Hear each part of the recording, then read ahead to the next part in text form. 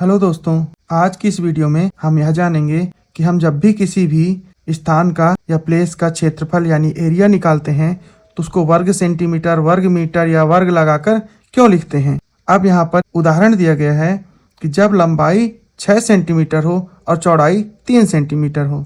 सामान्यतः क्या करते हैं कि जिसकी लंबाई ज़्यादा है, चौड़ाई कम है, हम इसको आयत कहते हैं। तो हम एक सूत्र सीधा लिख देते हैं, आयत का क्षेत्रफल, इसको इंग्लिश में कहेंगे rectangles area, area of rectangle.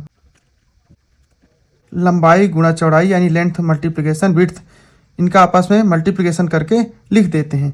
लेकिन इससे यह क्लियर नहीं होता कि ऐसा क्यों लिखा जाता है। तो इसको मैं अभी आपको बता रहा हूँ कि क्यों ऐसा करते हैं। तो यहाँ पर जैसे इसको एक बार सॉल्व कर लेते हैं, फिर उस डिटेलिंग को बताते हैं।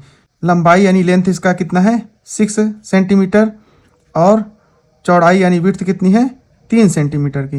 फिर 6 और 3 का अगर गुणा करते हैं यानी 6 का 3 मल्टीप्लाई करते हैं तो आ जाता है 18 यानी 18। और सेंटीमीटर यहाँ पर मात्रक नापने का लिया गया है इसका, तो उसको हम लिख देते हैं सेंटीमीटर। लेकिन यहाँ पर बस ये बता दिया जाता है कि हमको यहाँ पर वर्ग लिखना है, वर्ग सेंटीमीटर।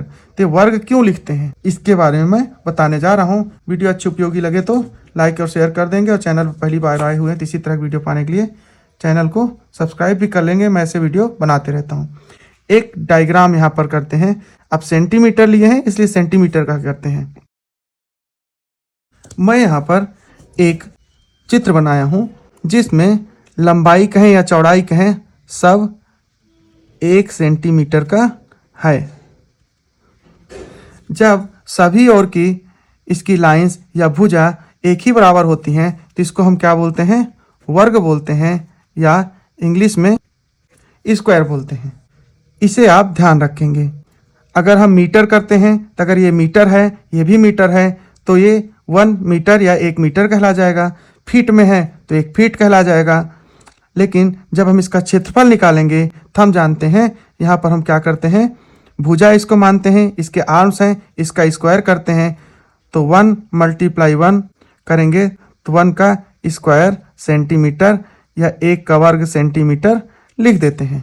क्योंकि 1 सेंटीमीटर का ये वर्ग है, जिसमें यहाँ पर भी 1 सेंटीमीटर, यहाँ पर भी 1 सेंटीमीटर, इस तरह से है।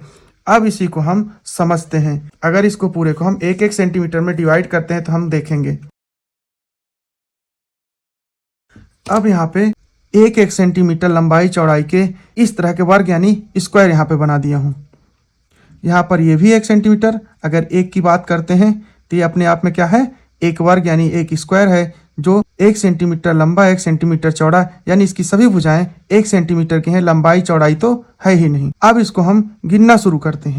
1 2 3 4 5 6 7 8 9 10 11 12 13 14 15 16 17 18। तो इसमें हमें क्या मिल रहे हैं, 18 वर्ग मिल रहे हैं। किस नाप के मिल रहे हैं, सेंटीमीटर नाप के मिल रहे हैं। इंग्लिश में बोलेंगे 18 मिल रहे हैं। क्या मिल रहे हैं 18, इसमें स्क्वायर मिल रहे हैं। किस साइज के मिल रहे हैं, सेंटीमीटर के मिल रहे हैं।